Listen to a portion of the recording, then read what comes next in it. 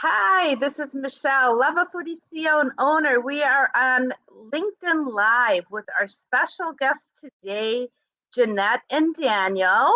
Welcome. Thank you for Hi, having us, Michelle. Tell us about your story and your company, and let's get started. I know we've had a few internet connections, so if we get lost, we'll just wait for you to sign back on. Okay, All sounds right. good. Well, I guess we'll share a little bit about our brand, how we came up with the actual brand name, and then we'll Yes. go into the food products and a little bit more on that. So the story is about quite a few years ago, actually, I wrote this poem, and it was kind of just this creative moment where I wrote a poem. It was about a magical kind of village called Quiznibet Square Junction. And it was about these characters they were animals, but they walked and talked and dressed like human beings. So we had this poem. It was called Quiznibet. It seemed like a great idea at the time, but I didn't know what to do with it. So flash forward a few years later, Jeanette and I were working on another venture with some family. We decided to work on some family recipes that we thought would do well in the market. So that's what we proceeded to do with some family members. We booked a approved kitchen and a YMCA, and we just started working on those, and we developed the products. They turned out great. The only thing is the family business didn't turn out so well. So that kind of faded a little bit. Jeanette and I ended up moving to Minneapolis. That was part of the issue too, because it was difficult to run a company in two different areas and just to figure that out. So that kind of got put on hold a little bit too. We weren't sure what to do with the products. But a couple years later, Jeanette and I revisited that poem that I'd written almost 2 decades or so before. And we got this total creative download about what that poem was meant to be or what it was about. So we kind of developed it. It was about this magical village with these characters. I wrote a bunch of stories, children's stories, and we just developed this huge idea. Again, we weren't sure how to monetize it, but it was a really good idea, though. We got a download like within minutes, and we put everything together. We started our website. We took it to the business development people in Minneapolis. And the guy was like, well, this is like a big gorilla. I just can't seem to get my hands around. And we didn't know what to do with it. And we knew we had to monetize. So the food was the first thing to monetize. And we'll end up doing kind of cross marketing where we use the characters along with the stories, because the stories that Daniel wrote are kind of about food mishaps. So there's going to be a little comedic element to it. And we'll just kind of cross market the characters with our food products. Okay, so we took the products that we developed before, and then we kind of melded them together, rebranded, and so we pushed these products back into the market, Hy-Vee and other stores as well. Okay, but I know what products you're talking about, but all of our LinkedIn viewers and our LinkedIn followers don't know what you're talking about. So can you please tell us what products are under your portfolio and what is the family secret recipe that you started with? Because that's something we know about the characters, but we have no idea what it is that you're making. Yes, and we have the number one product. I don't know if I can show it on here. Yes. This is our sloppy Joe mix, and that's an old-fashioned family recipe. Can't share the secret, but it's an old-fashioned, delicious family recipe. It's been our number one seller. So it's Henrietta's. And she's one of the characters. Why we mention the characters is because you're going to see the characters on these labels, and eventually it'll make more sense. But Henrietta's, she's our old-fashioned sloppy Joe mix, and it's very good. I have to say, Daniel and Jeanette, I met you both about 4 or 5 years ago in Hy-Vee stores when you were doing sampling, demoing, right, and that's how we became friends. That's right. And we just continue to, work on these different products. We also had the slow cooker sauce, and that's just as it is. You put, your slow cooker in the crock pot with a roast, and just let it cook together on high about 6 hours, and it shreds apart. It's delicious. So our entire brand is old mixed with new in terms of like the cartoon characters and even our recipes. We have some Middle America recipes, and then we have some, which is part of Daniel, because our brand is part him and part me. So we have the Middle America characters, which is the Henrietta's line of products. That was our first product line. And then we have Hornsby's. He's kind of that old-fashioned milkman. That's Hornsby. And then we added the Mrs. Frumley's, which is kind of that rhubarb, Middle America mixed with a French twist. So we added the lavender to that. I was born in Germany, and I have I'm 50% French. And then Daniel was born in the Midwest, so we kind of combined who he is and who I am to our entire brand. Okay, so your signature two items are your sloppy Joe mix and your simmer sauce. The slow cooker. Right. And then we also have the Henrietta's cilantro lime marinade. It's a little bit of a deviation. We kind of went a little bit different direction, but it's delicious. It's still just a great cilantro lime marinade, great with tacos, fajitas, marinating any kind of meat. You can make a drizzle out of it. It's delicious. So the Henrietta's line of products were the first brand that we launched, and then Hornsby's followed that, and Mrs. Frumley's was the last one, which we actually developed that during COVID because we were kind of in house prison at the time. So we developed the Mrs. Frumley's line during COVID. And we have some other products that are getting ready to, we're almost there with. We've got a great fry sauce. Oh, it's so Henrietta's super duper fry sauce, going to be amazing. We've got a few other things. Daniel, is that tomato based? I mean, can you tell us what, is that going to be like a tomato and mayonnaise or what? Yeah, it's mayo, and it's kind of a derivative of some of the ingredients that we have in our sloppy Joe mix. So it is a tomato paste, tomato base with the mayo and some other it has dill in it. That Jeanette kind of it's going to be like everything you would put on a burger. You'd put pickles, you'd put onions, you'd put tomatoes, you'd put mustard. So we combined it all to make a fry sauce. Yeah. Is it spicy? No. Not really. It has a little of that pickle juice kind of thing to it. So it gives you a little bit of that, but it's a not pucker, overly not a spicy. spice. Yeah. So let's get into a little bit of the business aspect of it. You come up with this idea and you'd never been in the food space before. Daniel's what do you do, Daniel, for your? Well, we both have a background in media, different forms of media. We've also been involved in Christian ministry. So naturally that led us to start a specialty foods business.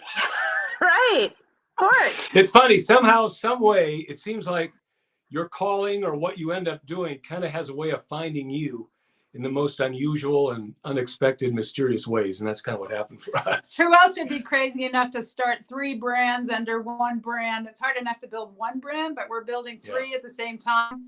We're doing this because our life goal is to start a foundation to help people. So we have a vision that goes beyond our own lives.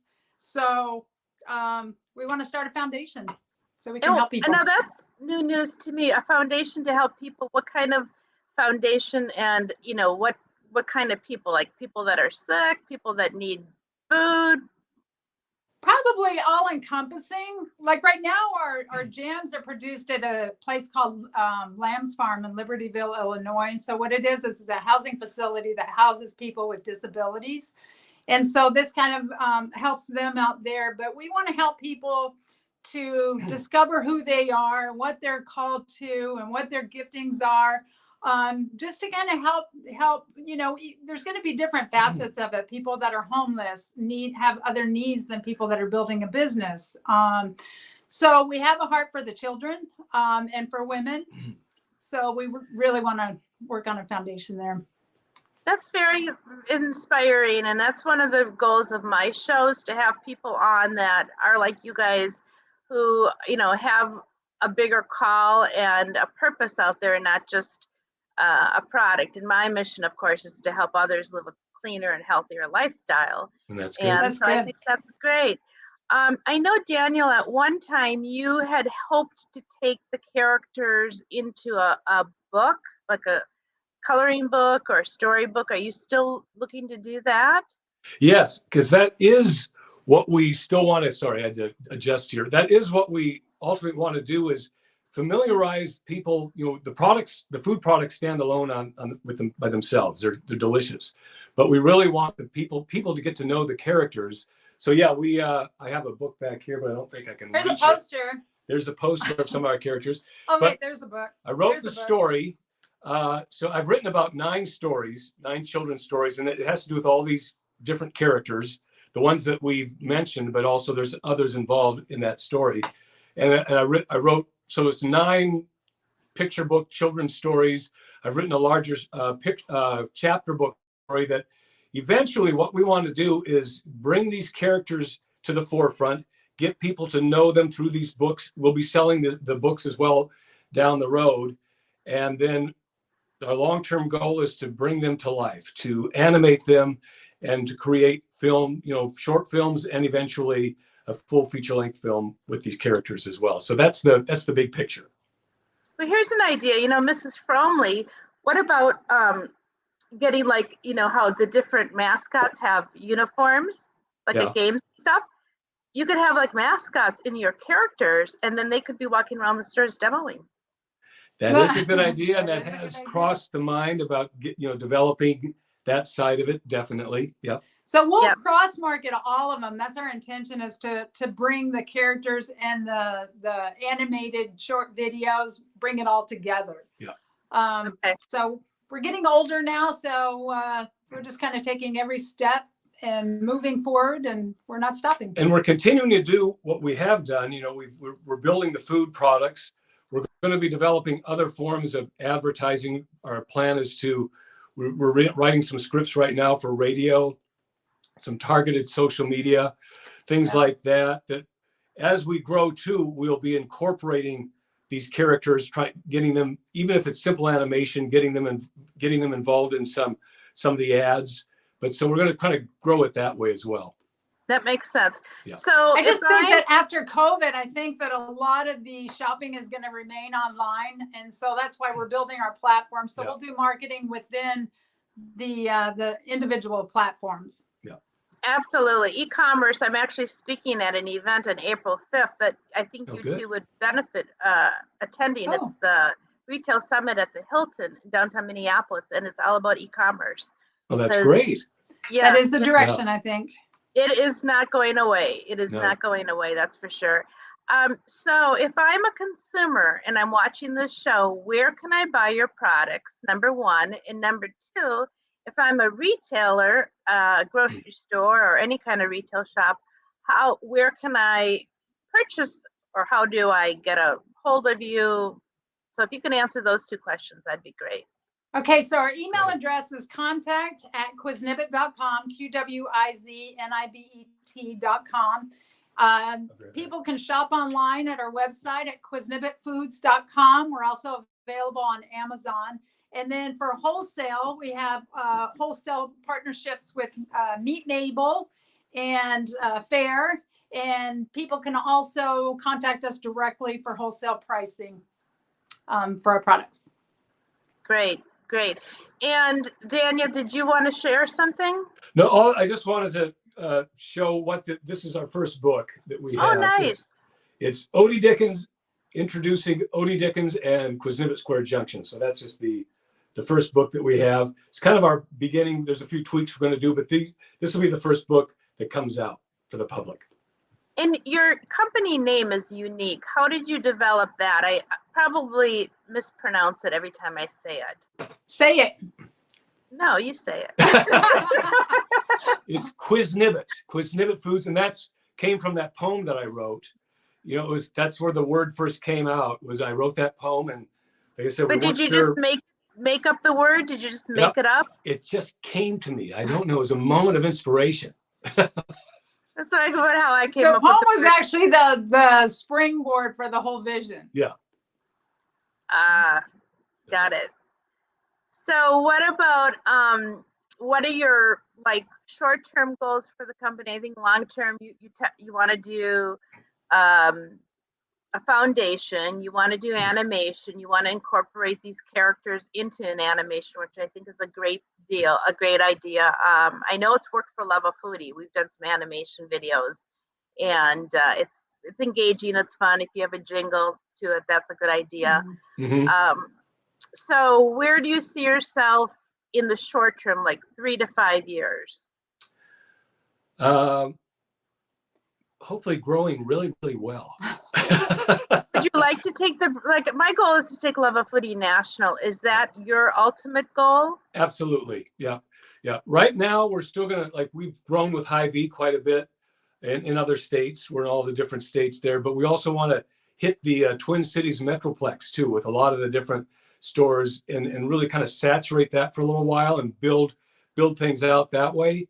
And then absolutely, we want to continue to grow out regionally and then eventually nationally too. So we've been hitting some of the Canterbury Park Festival. We had great success there. So we're going to continue to hit some of the larger venues to sample our products.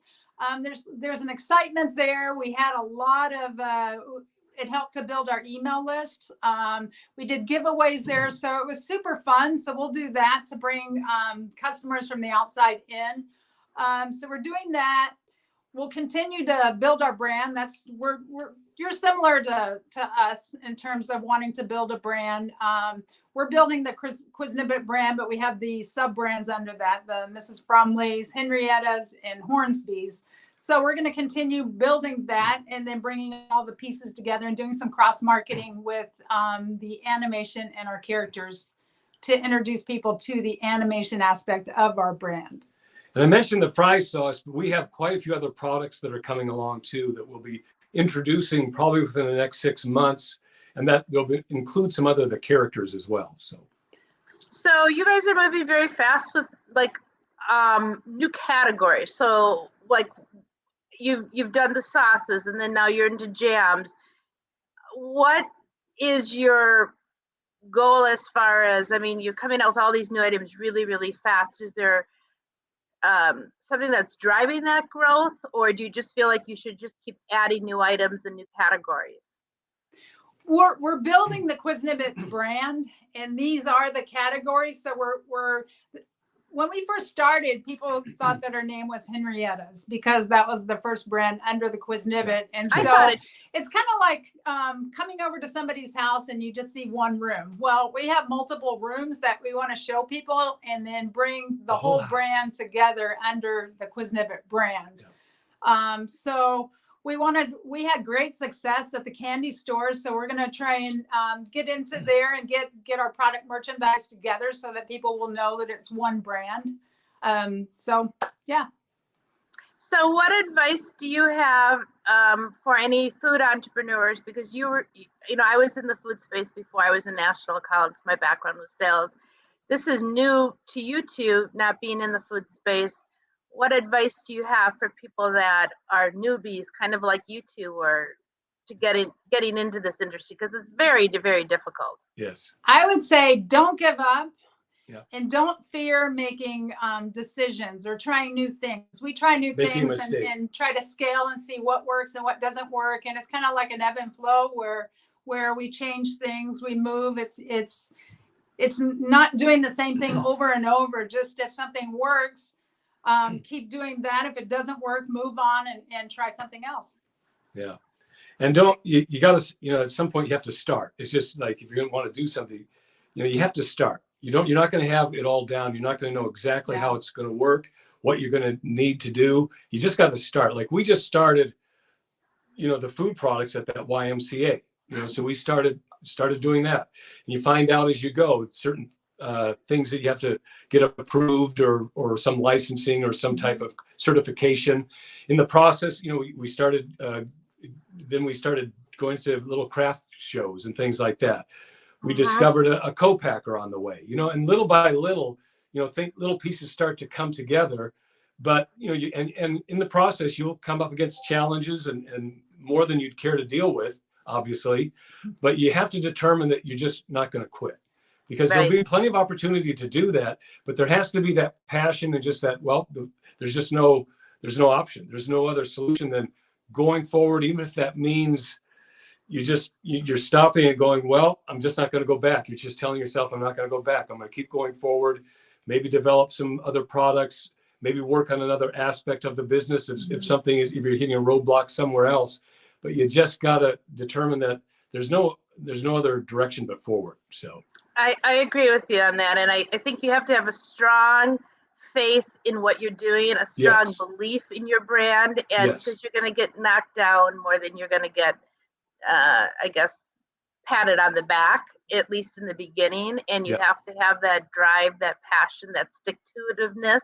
Yeah. Because there's days where you just really want to quit. It's Yeah. just, is it really worth it? It's so time consuming Yeah. that you just have to love you have to love what you're doing. And I think you have to have the vision that it will all work out. And the harder you work, I mean, I'm just now starting to go, okay, I think it's starting to pay off. There's different ways to measure your growth also. So sometimes it's monetary, sometimes it's just you got an email list, sometimes you met the right person.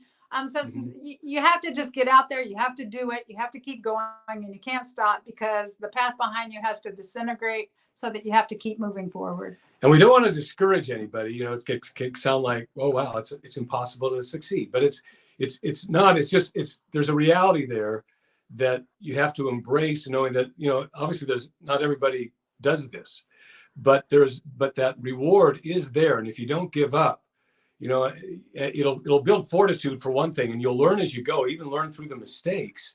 But if you keep that prize in front of you, that it's going to be worth it one day once you reach that plateau and you've made it and you've reached that certain level of success that opens up other doors and opportunities for you and freedom. You know? Well, we had our #1 seller with the #1 ingredient that we couldn't get. So we had to, it was a crisis for us, but the crisis turned into an opportunity where we did our product, our sloppy Joe mix, and it ended up being just as good, and the margins are better. So we took that and it actually worked out. So you just have to keep working through any challenges and so that crisis can become an opportunity. Yeah. So right. And pivot. If you have to pivot, you pivot, right? Yep. Exactly. Yep. Well, is there anything else the two of you would like? We don't have any questions. Is there anything else you'd like to share with our listeners, our followers, our viewers? Once again, you've got two main categories. You've got your sauces and you've got your jams, and you're coming out with a new fry sauce. And we have our fudge sauce. Yeah, the fudge sauce. We'll have a butter rum that's coming up. And then fudge sauce, you didn't mention the fudge sauce, so I wasn't sure if you were still doing that. Yeah. And there will be a butter rum sauce that's coming out kind of to pair with that too. So. Oh, nice. So we finalized the fry sauce. We're just waiting for our co-packer to make it up and make a sample for us. And then we're working with a consultant for the butter rum. So that should be soon following. So, yeah. Like Jeanette mentioned, one of the things we're hoping to do with the candy store, for example, will be an opportunity for us, hopefully in the near future, to really bring the whole brand under one umbrella at the store. Like try to have a section where we can, put them all together so people start to see all the different characters that go with this Qwiznibet collection that we have, and finding different ways like that to bring it to kind of a more of a cohesive presence in front of people. And then we'll work on cross-marketing all the brands together. Yeah. That's called a store within a store. Yes. From my We're retail just crazy days. enough to try it. I think it's a good idea. I mean, I can see Luvafoodie that way too. I mean, having because I've got so many different, got one brand, but lots of different sort of categories, even within the spice category. Yeah. So I think streamlining and making it easy for the customer is always a good idea. Well, and I think that out of all the other vendors that we've come across, I think that we would be similar to you, where we're trying to build that brand and then go national with it. Mm-hmm. So I've heard you say that before too. So yes, and Hy-Vee has been a really great customer for both of us. I know you got into their distribution center, Lomar, before I did, and I'm so thankful for Hy-Vee because I think they have been certainly my bread and butter. Absolutely, yeah. Yes. Yeah. Well, it has been a pleasure having both of you on the show. Thank you so much. Once again, spell the name of the brand and how they can get a hold of you. Go ahead. Well, it's QwiznibetFoods, and it's QWIZNIBET foods.com. So you can look us up there, and that kind of shows what stores we are in. Like I said, we're in Hy-Vee. Kings County markets, Minnesota's largest candy store, and there'll be soon others to come to follow. And how do they, And as then far as online, yeah. Amazon, yep, Mabel, yep. and Fair. and Fair. Nice, Yes. nice. Well, I will see you, I'm sure, in some stores in the near future. I'm sure we will. We'll cross paths soon. Yes, we will. And for all of you out there following Luvafoodie LinkedIn Live, next week we will not have a live show, but we will be back on February 7th with a special guest, Kathy Armstrong from Kathy's Bakery. And her shortbread cookies and her bakery is fantastic. Sounds delicious. So, yeah, I'm excited for that show. I think that's it. And I thank you Well, again. thank you so much, Michelle. It was fun, and I appreciate your time. Thanks, Michelle. Take Thanks, care. Thank you. everybody. We appreciate it. Thank you so much. Bye. Bye-bye.